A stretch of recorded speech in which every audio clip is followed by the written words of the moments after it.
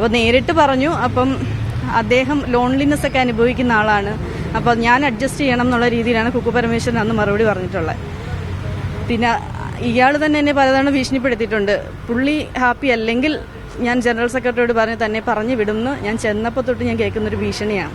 ഞാൻ അമ്മയിൽ ജോയിൻ ചെയ്തത് 29 സെപ്റ്റംബറിലാണ്. അപ്പം എന്നെ ഇൻ്റർവ്യൂ ചെയ്തത് മുതൽ കുക്കു പരമേശ്വരനായിരുന്നു എന്നെ ഇൻ്റർവ്യൂ ചെയ്തത്. അപ്പം അതിൻ്റെ അടുത്ത ദിവസം മുതൽ ട്രഷറർ പറയുന്നുണ്ടായിരുന്നു, നിങ്ങളെ അൺപ്രൊഫഷണലി ആയിട്ടാണ് കുക്കു ഇൻ്റർവ്യൂ ചെയ്തത്. അപ്പം എന്നെ എടുത്തത് അദ്ദേഹത്തിന് ഇഷ്ടപ്പെട്ടില്ല എന്നുള്ള രീതിയിലാണ് അന്ന് തൊട്ട് പറഞ്ഞു തുടങ്ങിയിട്ടുള്ളത്. പിന്നെ ഓരോ ദിവസവും ഓരോ കാരണങ്ങൾ കണ്ടുപിടിച്ച് വഴക്ക് പറയുക, പ്രശ്നങ്ങളാണ് മൊത്തത്തിൽ. എന്തെങ്കിലും കാരണം ഉണ്ടാക്കി ഇതുപോലെ വഴക്ക് പറഞ്ഞ് ഞാൻ സങ്കടപ്പെടുന്ന രീതിയിൽ വരെ എത്തിക്കഴിയുമ്പോഴത്തേന് എനിക്ക് മാനസികമായിട്ട് എന്തോ പ്രശ്നമുണ്ട് എന്നുള്ള രീതിയിലാണ് പുള്ളി അത് അവതരിപ്പിക്കുന്നത്. അതുപോലെ ഒഫീഷ്യൽ കാര്യങ്ങളും പുള്ളിയാണ് മറ്റേ ബാങ്കിങ്ങും കാര്യങ്ങളും അക്കൗണ്ട്സിൻ്റെ കാര്യങ്ങളൊക്കെ നോക്കുന്നത്. അപ്പം ഫ്രണ്ട് ഓഫീസ് എക്സ്പെൻസും മറ്റ് കണക്കുകളും കാര്യങ്ങളൊക്കെ ഞാൻ നോക്കുന്നത്. അപ്പോൾ അദ്ദേഹം ചെയ്യുന്ന മിസ്റ്റേക്കുകൾ പോലും എൻ്റെ തലയിൽ കൊണ്ടുവയ്ക്കുന്നതായിട്ട് മീറ്റിങ്ങിലൊക്കെ അങ്ങനെ അവതരിപ്പിക്കുന്നതായിട്ട് തോന്നിയിട്ട് പ്രസിഡന്റ് പറഞ്ഞ പ്രകാരം ഒരു ഒഫീഷ്യൽ ഗ്രൂപ്പ് ഉണ്ടാക്കി സെക്രട്ടറി, ഞാൻ, പ്രസിഡന്റ്, ട്രഷറർ ഉള്ളൊരു ഗ്രൂപ്പ് ഉണ്ടാക്കുകയും കമ്മ്യൂണിക്കേഷൻ അതുവഴി മാത്രമാക്കിയാൽ മതി എന്ന് പറയുകയും ചെയ്തു. അപ്പം ആ ദിവസം തൊട്ട് ഞാൻ ചെന്ന സമയം തൊട്ട് ഒഫീഷ്യൽ കാര്യങ്ങളാണെങ്കിൽ പോലും ഞാൻ വീട്ടിൽ വന്ന ശേഷവും 9 മണി തൊട്ട് 5 മണി വരെ എന്നാണ് എൻ്റെ ഡ്യൂട്ടി ടൈം പറഞ്ഞിട്ടുള്ളത്. പക്ഷേ ഈ 9 മണി തൊട്ട് 5 മണി വരെ ഞാൻ ജോലി ചെയ്ത ഒരു ദിവസം പോലും ഇല്ലെന്നുള്ളത് എൻ്റെ അറ്റൻഡൻസ് നോക്കിയാൽ മനസ്സിലാവും. അപ്പം ഒരുപാട് സമയം അവിടെ തന്നെ ജോലി ചെയ്യിക്കുക. അത് കഴിഞ്ഞ് വീട്ടിൽ വന്നാലും തുടരെ വാട്സപ്പിൽ മെസ്സേജ് ഇടുക, വാട്സപ്പിൽ കോൾ ചെയ്യുക. 12 AM-നും 12:18 ഒക്കെ എനിക്ക് അയച്ച മെസ്സേജുകളൊക്കെ എൻ്റെ കയ്യിലുണ്ട്. അപ്പം ഇതൊക്കെ വളരെ ബുദ്ധിമുട്ടായിട്ട് തോന്നിയതിനാണ് ഞാൻ പരാതി ആദ്യം വാട്സപ്പിൽ തന്നെ സെക്രട്ടറിയോട് പറയുക ചെയ്തിട്ടുള്ളത്. അപ്പോൾ നേരിട്ട് പറഞ്ഞു. അപ്പം അദ്ദേഹം ലോൺലിനെസ് ഒക്കെ അനുഭവിക്കുന്ന ആളാണ്, അപ്പോൾ ഞാൻ അഡ്ജസ്റ്റ് ചെയ്യണം എന്നുള്ള രീതിയിലാണ് കുക്കു പരമേശ്വരൻ അന്ന് മറുപടി പറഞ്ഞിട്ടുള്ളത്. പിന്നെ ഇയാൾ തന്നെ എന്നെ പലതവണ ഭീഷണിപ്പെടുത്തിയിട്ടുണ്ട്. പുള്ളി ഹാപ്പി അല്ലെങ്കിൽ ഞാൻ ജനറൽ സെക്രട്ടറിയോട് പറഞ്ഞ് തന്നെ പറഞ്ഞു വിടുമെന്ന് ഞാൻ ചെന്നപ്പോൾ തൊട്ട് ഞാൻ കേൾക്കുന്നൊരു ഭീഷണിയാണ്. അപ്പം ഹാപ്പി അല്ലാത്തതുകൊണ്ടായിരിക്കും ഇങ്ങനെ ഒരു ടെർമിനേഷൻ എനിക്ക് തന്നത്. അല്ലെ ഹാപ്പി ആക്കാൻ എനിക്കും പറ്റിയിട്ടുണ്ടാവത്തില്ല. അതെ അതെ അതെ അതെ അതുപോലെ മെമ്പേഴ്സ് വന്ന എന്നോട് മുൻ പരിചയമുള്ള മെമ്പേഴ്സ് ആണെങ്കിലും അല്ലാത്തവരാണെങ്കിലും എൻ്റെ അടുത്ത് കുറച്ച് അടുപ്പത്തോടെ സംസാരിച്ചാൽ അവിടെയും പ്രശ്നം ഉണ്ടാക്കും. എന്നെ മാറ്റി നിർത്തി വിളിച്ചിട്ട് നിങ്ങൾ വേറെയാണ്, ഞങ്ങൾ ആർട്ടിസ്റ്റാണ് എന്നുള്ള രീതിയിൽ കുറച്ച് വിവേചനപരമായ രീതിയിലുള്ള ശകാരങ്ങൾ ഉണ്ടാവാറുണ്ട്. പോലീസ് എവിഡൻസ് ഒക്കെ ഒന്ന് ചെക്ക് ചെയ്തു, വിളിച്ചു, റെസിപ്റ്റ് തന്നു, ഇത്രേ ഉള്ളൂ. കാണിച്ചിട്ടുണ്ട്. ലേബർ കോർട്ടിൽ പരാതി കൊടുത്തിട്ടുണ്ട്. അതെ, ലേബർ ഓഫീസിൽ, സിവിൽ സ്റ്റേഷൻ. ഇതുവരെ ഉണ്ടായില്ല. അപ്പം പരാതി നൽകി എന്ന് പറഞ്ഞ ശേഷം സംഘടനയിൽ നിന്ന് ആരെങ്കിലും പരാതി ഞാൻ ആദ്യം കൊടുത്ത പരാതി കണ്ടിട്ട് പ്രസിഡന്റ് സംസാരിച്ചിട്ടുണ്ടായിരുന്നു. അപ്പോഴാണ് ഈസി മീറ്റിംഗിൽ സംസാരിക്കാമെന്ന് എന്നോട് പറഞ്ഞിട്ടുള്ളത്.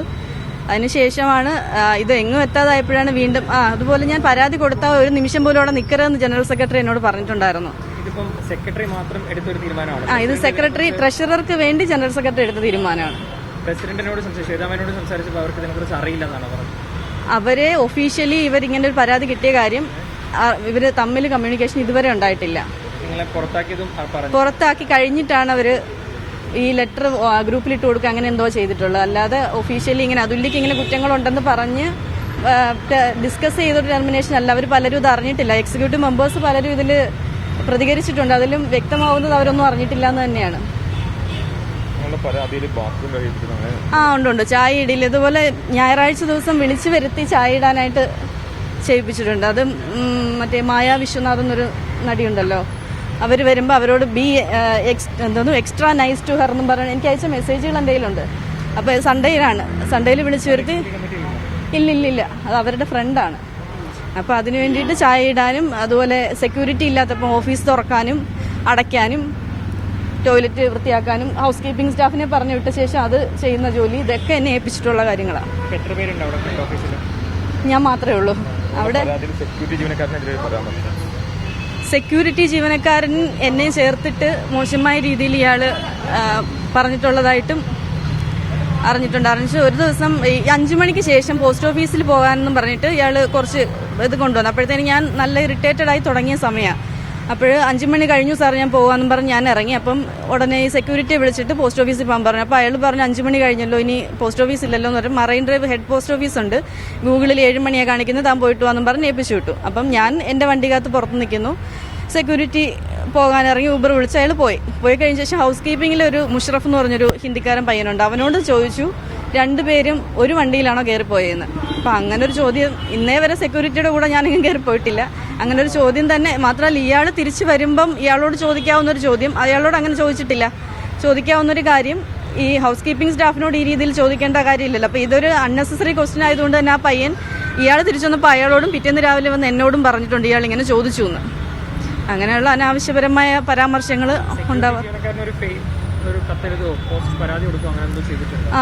എല്ലാവരോടും ഇങ്ങനെയാണ്. ഞാൻ പറഞ്ഞില്ലേ, ഇപ്പം സ്ത്രീ എന്നുള്ള രീതിയിൽ എന്നോട് മാത്രമല്ല, സ്ത്രീയോടും പുരുഷനോടും അവിടെ ജോലിക്ക് നിൽക്കുന്ന ഒരു അടിമ മനോഭാവമാണ്.